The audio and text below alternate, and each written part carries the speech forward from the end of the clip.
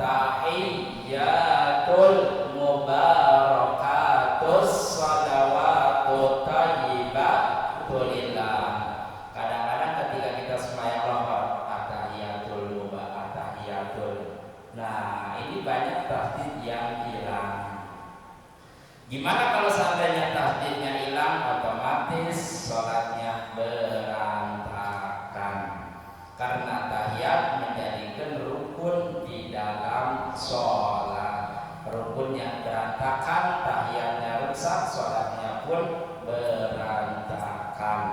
Nah, harus benar-benar diperhatikan antara tasdidnya di dalam tasawuf akhir, di dalam tahiyat akhir yang jumlahnya ada 21 tahiyat, jangan sampai dihilangin. Terus lagi tasdidnya salam, baca salawat, Allahumma sholli ala sayyidina Muhammad. Pakai sayyidina mangga, kalau pakai juga silahkan, jangan dipermasalahkan. Aku pakai sayyidina, aku kalau usah, ya itu mangga silahkan. Allahumma sholli ala Muhammad. Nah, dalam tasdidnya harus benar-benar kita pakai, kita bawa tasdid di dalam salam, uluk salam, assalamualaikum warahmatullah. Maka di situ ada dua perkara, ada yang wajib dan ada yang sunat. Yang wajibnya assalamualaikum, sunatnya warahmatullahi. Jadi enggak semuanya salam itu wajib. Salam ada yang wajib, ada yang sunat. Bukan berarti yang ke kanan yang wajibnya ke kiri yang sunat, bukan. Kalimat ucapannya assalamualaikum itu wajib. Nah, warahmatullah sunat. Jadi kalau seandainya kita salam assalamualaikum, assalamualaikum sah. Karena warahmatullahi sunat. Jadi ketika salam, tasdidnya harus dibaca. Salam itu adalah rukun qauli, dalam arti ketika kita mengucapkan salam harus kedengaran sama telinga kita, kedengaran sama telinga kita. Jadi dengan ngaji, jadi terkoreksi ibadah kita. Dari mulai takbirnya, dari mulai qauli ucapannya, dari mulai fi'li pekerjaan yang menjadikan wajib, maka di situ akan terlihat kesalahan-kesalahan ibadah kita. Ya kalau kita kagak ngaji, mana kita tahu kesalahan ibadah kita. Kata kita udah bener banget, kagak taunya itu salah. Kita khawatir ya mudah-mudahan deh syariatnya kita ngaji, ibadah kesalahan yang kita kerjakan dimaaf Allah Subhanahu wa taala. Mudah-mudahan maaf kesalahan-kesalahan ibadah kita karena kita masih berikhtiar bersyariat mencari ilmu. Terkecuali udah salah nyari ilmunya, ogah inilah ibadah yang tidak dimaaf Allah Subhanahu wa taala. Terkecuali di zaman dulu barangkali ibadahnya rusak karena pengajian orang ada, kiainya orang ada, yang ngajarin orang ada, baca Fatihah salah, wajar masih dimaaf sama Allah. Tapi ketika kesalahan kita di zaman sekarang sudah tidak ada maaf kata Allah, sudah tidak ada ampunan lagi oleh Allah, karena pengajian banyak, ulama pabalatang. Tinggal kita datang, tinggal kita nanya, tinggal kita menanyakannya, tinggal kita mengikuti pengajiannya. Jadi kesalahan kita, ibadah kita di zaman sekarang tidak akan dimaafin Allah Subhanahu wa taala, kecuali selagi kita masih berikhtiar, berusaha. Walaupun banyak kesalahannya, Allah akan memaafkan kesalahan-kesalahan kita. Yang mudah-mudahan syariatnya kita mencari ilmu. Yang pertama, Allah berikan ilmu yang bermanfaat. Yang kedua, Allah memudahkan di dalam ibadah kita. Dengan ilmu Allah akan sempurnakan ibadah kita, dan ibadah kita diterima Allah Subhanahu wa taala.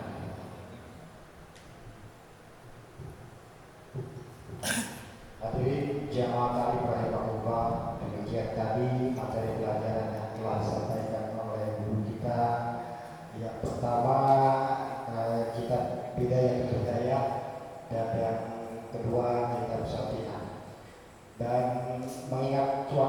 sudah setengah 10. Jadi kita buka 3 pertanyaan saja. Untuk itu dipersilakan bagi yang belum jelas dari 2 kajian kitab tadi, bagi yang belum jelas atau belum mengerti, silahkan ditanyakan. Untuk 3 pertanyaan saja. Mohon maaf karena kitab yang sebelum jam 10 itu taklim kita sudah selesai. Ya, maka silakan. Ya, Pak Jajat silakan. Assalamualaikum. Waalaikumsalam warahmatullahi wabarakatuh. Kalau mandi junub tidak berwudu dulu, sah atau enggak? Jadi wudunya setelah mandi. Gitu kan. Ya, silakan yang lain. Ya, Pak Haji Talib silakan. Assalamualaikum warahmatullahi wabarakatuh. Waalaikumsalam warahmatullahi wabarakatuh. Pertanyaan ini, kalau seandainya kita membersihkan tempat Quran, kita nggak ada wudu, boleh atau tidak? Itu meja itu. Nah, terus kalau kita bisa nggak air kelapa kita buat wudu? Air kelapa. Minum. Terus yang ketiganya, saya lupa nih, saya nggak ada wudu. Kalau Quran itu jatuh, jadi cuma saya tanpa spontan saya rapikan kembali. Kira-kira haram nggak saya pegang Al-Quran yang tanpa wudu tadi? Terima kasih. Assalamualaikum warahmatullahi wabarakatuh. Ya, silakan yang masih mau bertanya Pak Tari, mungkin cukup dulu. Ya, yang lainnya silakan. Baru 2 penanya ini.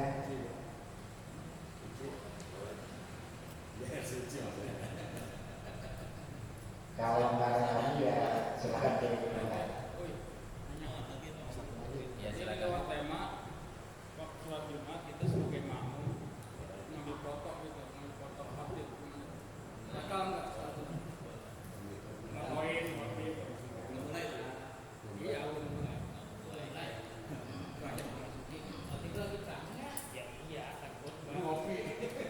Iya, terima kasih. Pertanyaan pertama tentang daripada kita melaksanakan mandi tanpa wudu dulu ya, ataupun kita melaksanakan wudunya nanti setelah mandi. Nah, di dalam kitab Bidayatul Hidayah yang dijelaskan oleh Imam Ghazali bahwa disunatkannya wudu adalah qoblal ghusli. Jadi sebelum mandi kita melaksanakan wudu. Bagaimana kalau enggak wudu ya kan apa-apa, namanya juga sunat. Jadi ketika mandi ini hanya sekedar adab. Iya, adab melaksanakan mandi. Sebelum mandi kita membersihkan kotoran. Setelah membersihkan kotoran terus kita melaksanakan wudu sebelum mandi. Iya. Ini di dalam kitab Bidayatul Hidayah. Tapi di dalam kitab fikih yang lain pun dijelaskan boleh kagak apa-apa wudu badal ghusli. Jadi sesudah kita mandi kita melaksanakan dulu itu kagak apa-apa. Ini perkara yang sunnah. Jadi adab-adabnya ketika kita mandi, yaitu adabnya pertama kita menghilangkan kotoran, yang keduanya kita melaksanakan wudu ba'da qoblal ghusli sebelum mandi, gitu Pak.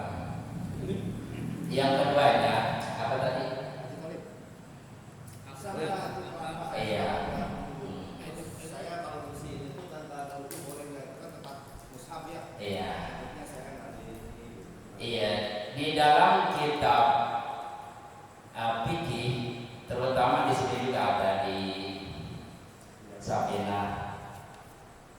Nah, ketika kita manin taqada wudu haruma alaihi arba'atu asya. Kalau seandainya kita nggak punya wudu, diharamkan 4 perkara. Yang pertama sholat, yang kedua tawaf, yang tiga memegang Al-Quran dan membawanya. Nah, di dalam kitab yang lain dijelaskan di situ adalah sundukun, dalam arti tempat yang disiapkan buat Al-Quran. Ketika itu tempat yang disiapkan buat Al-Quran, kemudian ada Al-Quran yang di dalam, kemudian kita pegang itu tempatnya, petinya, tempat itu Al-Quran, kita akan punya wudu, itu haram disentuh, haram dipegang. Iya. Itu tempat yang disiapkan untuk Al-Quran, apalagi masih ada Al-Qurannya di dalam, kemudian petinya kita situ dilarang, tidak diperbolehkan. Tapi kalau buat tiduran itu buat reka. Reka mau apa-apa. Ini mah seperti kayak begini nih yang disiapkan buat Al-Quran.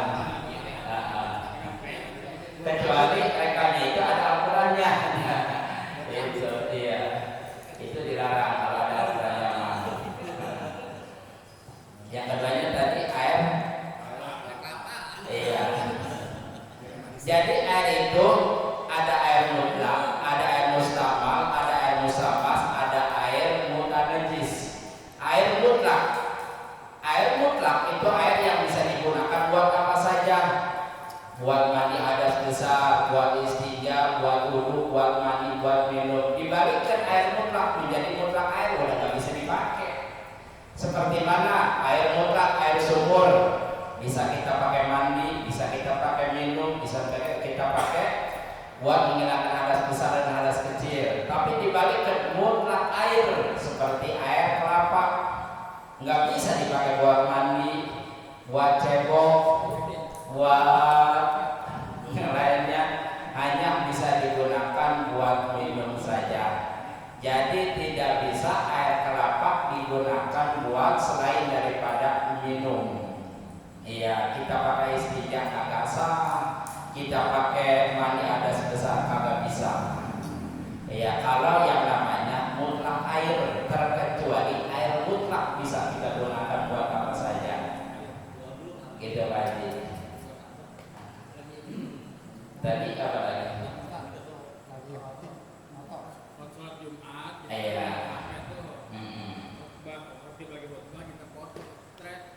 Kalau lagi khutbah kita potret. Iya. Iya, ketika kita lagi sholat, ketika lagi mendengarkan si khatib lagi khutbah, kemudian kita jepret dalam arti megang HP. Jangankan kita menjepret megang HP sampai begini, kadang-kadang menggerakkan isyarat jari aja, itu akan merusak kepada ibadah khutbah kita. Lagoh fala jum'atalah, orang yang tersia-sia daripada Jumatnya maka tidak sah Jumatnya, maka tidak ada Jumat. Jadi tidak diperbolehkan. Jangankan kita menggerakkan begini, kita isyarat aja dengan orang anak yang sedang ngobrol di samping kita, kata kita begini doang, isyarat. Ini tidak diperbolehkan, apalagi apa begini tangannya. Nah, ini tidak diperbolehkan. Kadang-kadang masih ada juga orang yang sholat cuma kayak apa namanya, bawa HP atau motor. Iya, harus dengan insot. Insot itu adalah diam sambil tekun. Nah, ngedengerin dengan mendengarkan khatib yang sedang melaksanakan khutbah. Gitu, paham ya? Kalau di sama HP-nya jangan dihidupin dari sholat mah. Iya. Di luar sholat aja kita sering megang HP, di dalam ibadah masa ya HP ikut-ikut. Iya. Ada lagi silakan. Iya silakan. Ini kadang-kadang orang sholat itu, jadi tahiyat pertama istirahnya begitu, terus tahiyat terakhir begitu. Jadi ada yang dua macam tuh istirahnya itu yang benar apa yang kakinya numpuk apa yang kakinya gitu kan juga. Iya. Kan ada yang begini kan duduk tuh. Ada yang terakhir gitu. Paham? Ada duduk tawaruk, ada duduk iftiros, antara tahiyat awal dan tahiyat akhir. Kalau seandainya tahiyat akhir sama dengan duduk tahiyat awal karena ada kondisi badannya nggak bisa dipaksain karena kondisinya lagi sakit, maka silakan, nggak apa-apa. Tapi dalam keadaan posisinya lagi sehat, nah jangan disamai antara iftiros dengan tawaruk, antara tahiyat awal dengan tahiyat akhir. Iya, kalau sehatnya jangan. Iya, harus kita bedain dulunya. Jangan misalnya tahiyat akhir kayak dulu tahiyat awal. Misalnya kakinya diinjak dua-duanya, numpuk begitu. Nah ini jangan. Biasa seperti begini, begini dengan begini. Nah antara iftiros dengan tawaruk ini harus ada perbedaannya. Ya. Kaki kanannya berdiri. Misalnya kalau nggak berdiri juga nggak apa-apa, yang penting mah nempel.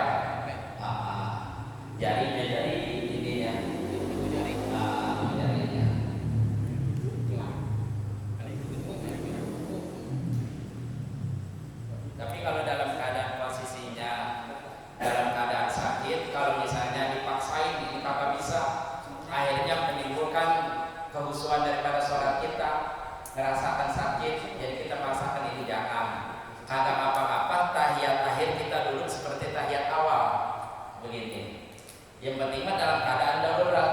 Kita nggak bisa, kalau kita misalnya begini, kalau bisa nahan sakit, iya akhirnya kita duduk begini tahiyat awal, maka silahkan. Gitu. Kalau misalnya nggak bisa, tapi kalau dalam keadaan sehat harus ada perbedaan mana tawaruk mana iktiros, gitu. Paham ya? Iya. Kalau sehat mah jangan.